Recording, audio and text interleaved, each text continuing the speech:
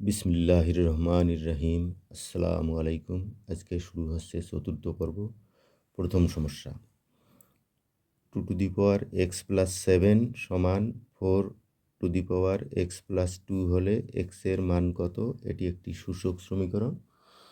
সূচক সমীকরণের সমাধান কৌশল একটু জটিল, তাই এখানে আমরা প্রথমে দেখব অপশান ব্যবহার করে কি হয়। অপশানগুলো দেওয়াই আছে। প্রথমে 2 অপশান ব্যবহার করব। অপশান ব্যবহারের নিয়ম আমরা জানি। এক্সের পরিবর্তে 2 বসিয়ে যদি উভয় পক্ষ সমান হয় তাহলে সঠিক উত্তর 2। যেটি বসিয়ে উভয় পক্ষ সমান হবে সেটি সঠিক উত্তর। প্রথমে আমরা ট্রাই করি 2। দেখা যাক 2 ব্যবহার করলে 2 এর পাওয়ার x+7, x মানে 2, 2 + 7 9, 2 to the power 9। 2 to the power 9 এর মান একটু কষ্ট করে বের করতে হবে, 512। আমরা ডান দিকে দেখব 4 to the power, 4 এর পাওয়ার এক্সের জায়গায় 2 বসাইলে 2 2 4, 4 এর পাওয়ার 4, 16 16 দুগুণে 16 16 256। তাহলে বাম দিক হলো 512, ডান দিক হলো 256। এই অপশানটি হবে না। 3 বসিয়ে দেখব। এক্সের পরিবর্তে 3 বসালে 2 to the power 3 + 7 10, 2 to the power 10। কিছু কিছু সংখ্যা আমাদেরকে মুখস্থ রাখতে হবে। এটা 1024, 1024। 4 এর পাওয়ার 2 বসাইলে 3 বসালে 3 আর 2 এ 5, 4 to the power 5ও হবে 1024। তার মানে এটা দিয়ে মিলে গেল, এটা সঠিক। আমরা সঠিক উত্তরটি পেয়ে গেছি। এই দুইটা টেস্ট না করলেও হবে, এটা টাইম লাগবে না। আচ্ছা, আমরা প্রচলিত নিয়মে দেখি। একটু জটিল মনে হলে আমরা আরেকটা নিয়ম দেখি, যেভাবে আমরা করি। এটা ক্লাস 10-এর উচ্চতর গণিতের অঙ্ক। আচ্ছা,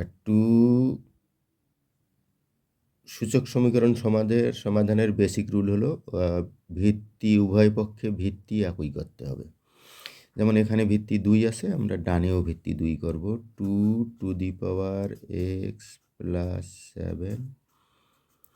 4কেও আমরা 2 ভিত্তিক সংখ্যা নিয়ে যাব। 4কে আমরা লিখতে পারি 2 স্কোয়ার, তার উপরে x+2, যা হচ্ছে 2 to the power x+7 সমান 2 পাওয়ারে গুণ হয়, পাওয়ারে গুণ 2x+4। নিয়মটা হলো সূচক সমীকরণের উভয় পক্ষে যদি ভিত্তি একই হয় তাহলে পাওয়ার সমান হয়। তার মানে এই পাওয়ার দুটো সমান। সেক্ষেত্রে পাবো x+7 সমান 2x+4। এখান থেকে সলভ করলে আমরা x এর মান 3 পেয়ে যাব। দ্বিতীয় সমস্যা, একটি সমীকরণ দেওয়া আছে x+5 হোল স্কোয়ার সমান x² + bx + c। সমীকরণে b এবং c এর মান কত হলে ইহা অভেদ হবে? 45তম BCS এর অঙ্ক। অভেদ আমরা 9-10 সিলেবাসে শিখেছি। অভেদ হলো সেই সমীকরণ যে সমীকরণে চলকের সকল মানের জন্য উভয় পক্ষ সমান হয়।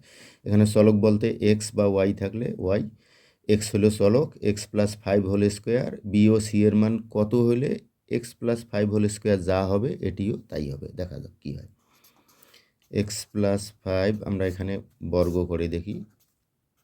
বর্গের সূত্র x² প্লাস মানে a square 2ab plus B square হচ্ছে এটা x² প্লাস 10x প্লাস 25। পরিষ্কার দেখা যাচ্ছে যে বি এর পরিবর্তে 10, বি এর পরিবর্তে 10, সি এর পরিবর্তে 25 আছে। এটাই উত্তর। বি এর মান 10, সি এর মান 25। তার মানে বি এর মান 10, সি এর মান 25 হলে উভয় পক্ষ একই আসে।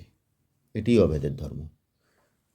এবারে 38তম BCS-এর একটি প্রশ্ন, 4-9 দ্বিভাজিত অনুপাত কত?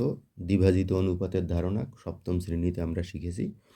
দ্বিভাজিত অনুপাত হলো অনুপাতের রাশিগুলোর বর্গমূলের অনুপাতকে দ্বিভাজিত অনুপাত বলে। যেমন অনুপাতের পূর্ব রাশি 4, তার বর্গমূল √4।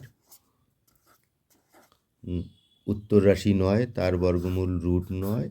এই যে নতুন যে অনুপাতটা হচ্ছে এটি হলো প্রদত্ত অনুপাতের দ্বিভাজিত অনুপাত √4 2 √9 3, তার মানে আমাদের সঠিক উত্তর এটি। আরেকটু জানতে হবে, স্কোয়ারের অনুপাতকে আবার বলা হয় দ্বিগুণ অনুপাত। যেমন এখানে 4-এর স্কোয়ার 16, 9-এর স্কোয়ার 81, এই অনুপাতটা হবে দ্বিগুণানুপাত, দ্বিগুণানুপাত।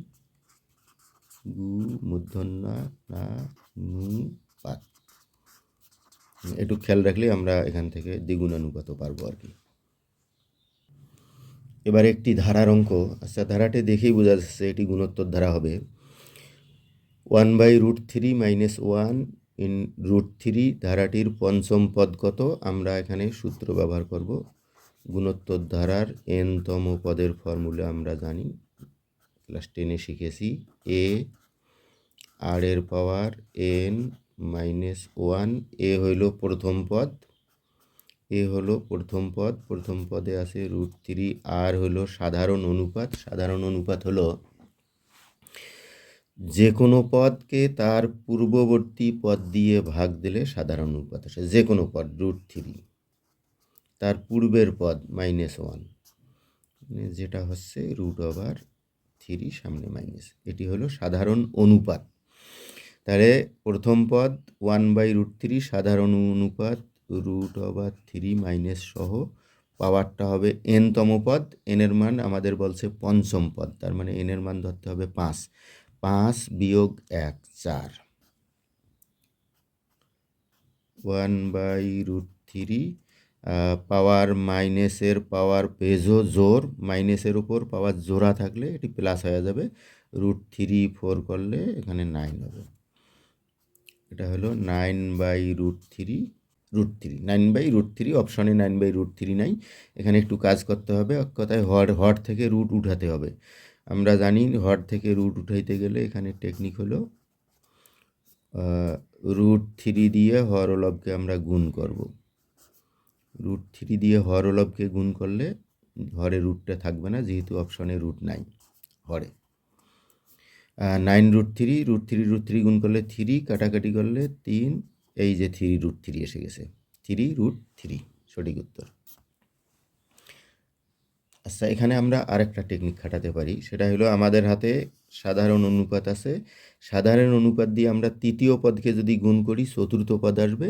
চতুর্থ পদকে আবার ওই সাধারণ অনুপাত অর্থাৎ -√3 দিয়ে গুণ করলে পঞ্চম পদ আসবে। আরেকবার বলি, -√3 সাধারণ অনুপাত, এটি দিয়ে আমরা যদি তৃতীয় পদকে গুণ করি পাবো চতুর্থ পদ, চতুর্থ পদকে গুণ করলে পাবো পঞ্চম পদ।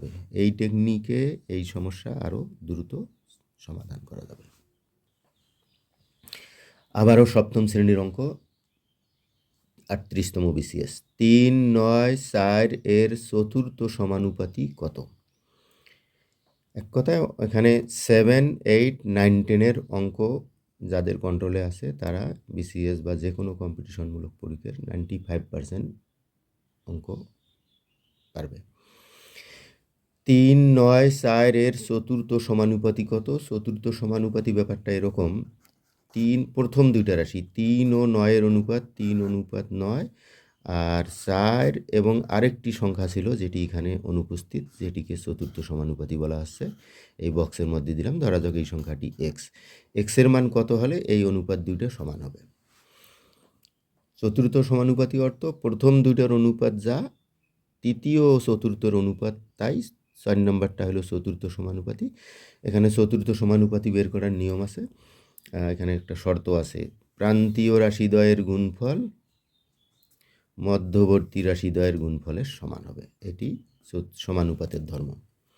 প্রান্তীয় রাশি 3 এবং x গুণ করলে 3x, মধ্যরাশি গুণ করলে হবে 9 4 9 36, এখান থেকে সহজেই এক্সের মান পাবো আমরা 12। বন্ধুরা, আবার নিয়ে আসলাম বাড়ির কাজ। এখানে দেখা যাচ্ছে কোনটি বড়, 4টি ভগ্নাংশ আছে, এর মধ্যে কোনটি বড় কোনটি ছোট এটা বের করার আমরা একটা টেকনিক শিখেছি, তৃতীয় পর্বে এর ভিডিও দেওয়া আছে। এই কৌশলে তোমরা এইটি সমাধান করে কমেন্ট বক্সে লিখবে, এটি তোমাদের বাড়ির কাজ। সবার সুস্বাস্থ্য ও মঙ্গল কামনায় আজকের মতো এখানেই শেষ করছি। আসসালামু আলাইকুম।